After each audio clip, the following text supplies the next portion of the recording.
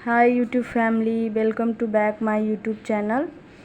आज हम लोग है जो डिस्मेनोरिया के बारे में पढ़ेंगे। डिस्मेनोरिया होता क्या है? डिस्मेनोरिया मीन्स पेनफुल मेंस्ट्रुएशन या pain during menstruation. It is common disorders.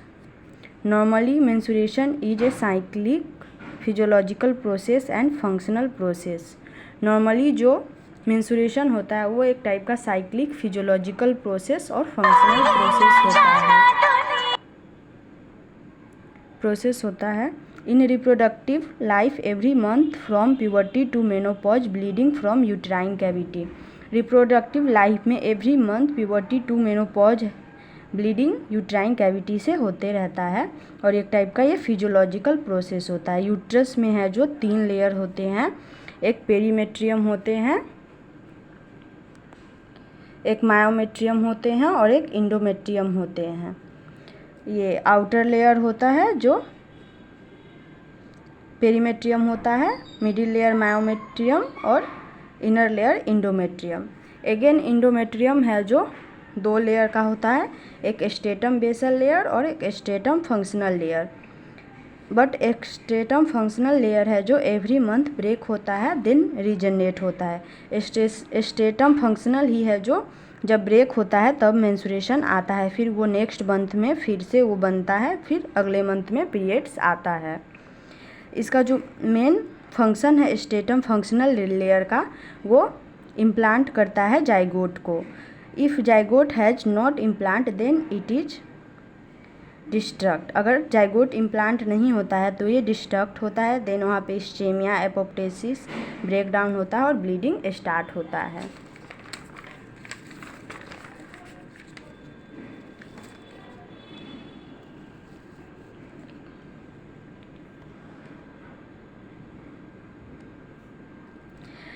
Then it escape outside, और वो बाहर की तरफ आता है ब्लीडिंग के फॉर्म में। And approx 35 to 80 ml blood loss in every phase every month.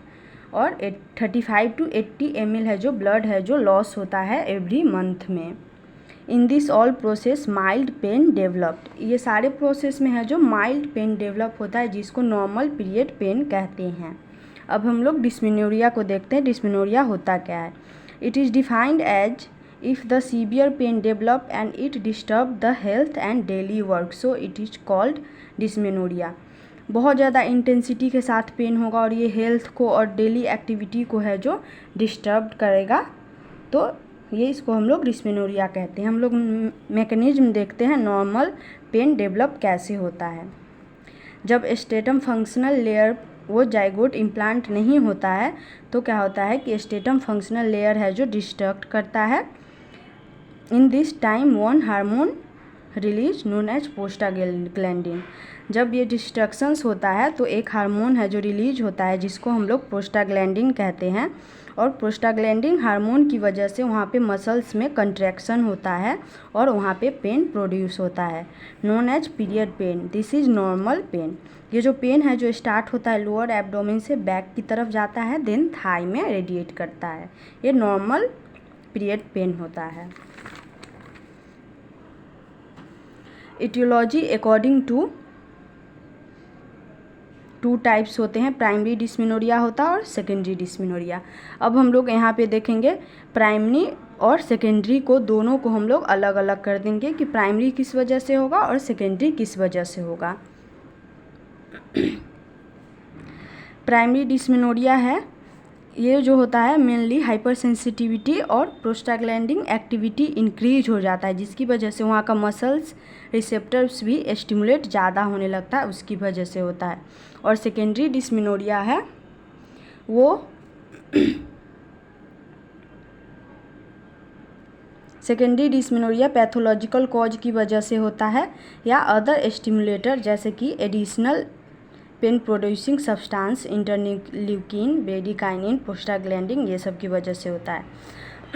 इसमें क्या होता है ना, प्राइमरी डिस्मेनोरिया में over spasm of muscles then produce pain, so known as spasmodic dysmenorrhoea. और ये सेकेंडरी डिस्मेनोरिया कंजेस्टिव टाइप का होता है।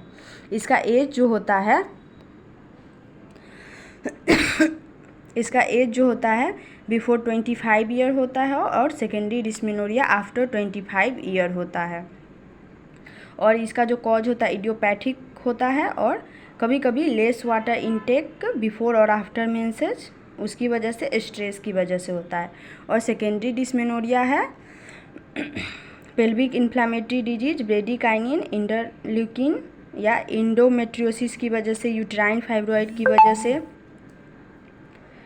इंडोमेट्रियल पॉलिप, इंडोमेट्रियल कैंसर की वजह से होता है। देन हम लोग इसका सिम्टम्स देखेंगे। प्राइमरी डिस्मेनोरिया है जो पेन स्टार्ट होता है लोअर एब्डोमेन से, मूव करता है बैक और थाई में। और सेकेंडरी डिस्मेनोरिया होता है पेन स्टार्ट होता है लोअर एब्डोमेन और मूव करता है अपर की तरफ अम्लाइकल में। और ये primary dysmenorrhoea high intensity pain होता है और सेकेंडरी लो इंटेंसिटी पेन होता है। प्राइमरी डिस्मेनोरिया है जो स्टार्ट्स होता है 12 to 24 hours onset before menses, और सेकेंडरी है जो 1 वीक बिफोर ऑनसेट होता है और सबसाइड होता है आफ्टर 1 वीक। इसमें पेन, उसके बाद नोजिया, वोमिटिंग, डायरिया, माइग्रेन होता है और इसमें कॉन्स्टिपेशन फीवर होता है। प्राइमरी में बर्निंग एब्सेंट रहता है यूरिन में और इसमें है जो बर्निंग रहता है। कॉम्प्लिकेशन इसमें कोई प्राइमरी में कोई कॉम्प्लिकेशन नहीं होता है और इसमें पीआईडी इनफर्टिलिटी होता है। इन्वेस्टिगेशन में यूएसजी कोई फाइंडिंग नहीं मिलेगा। और सेकेंडरी में इंडोमेट्रियोसिस, पीआईडी, फाइब्रॉइड ये सब मिलेगा। एचबी परसेंटेज डिक्रीज रहेगा। इसमें माइक्रो ऑर्गेनिज्म ग्रोथ रहेगा। प्राइमरी का ट्रीटमेंट है जो कोई ट्रीटमेंट वैसा नहीं है, बस अवॉइड करना है स्ट्रेस को और सफिशिएंट अमाउंट में वाटर लेना है और apply hot water on lower abdomen में। और इसमें ट्रीटमेंट अकॉर्डिंग टू कॉज, अगर पीआईडी है तो उसका ट्रीटमेंट चलेगा, इंडोमेट्रियोसिस का, अगर फाइब्रॉइड है तो उसका।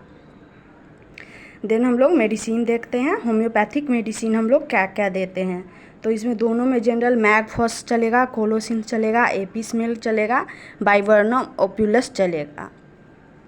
Thank you. अगर आप लोगों को वीडियो अच्छी लगी हो तो आप लोग लाइक, शेयर, सब्सक्राइब कीजिए और कमेंट कीजिए।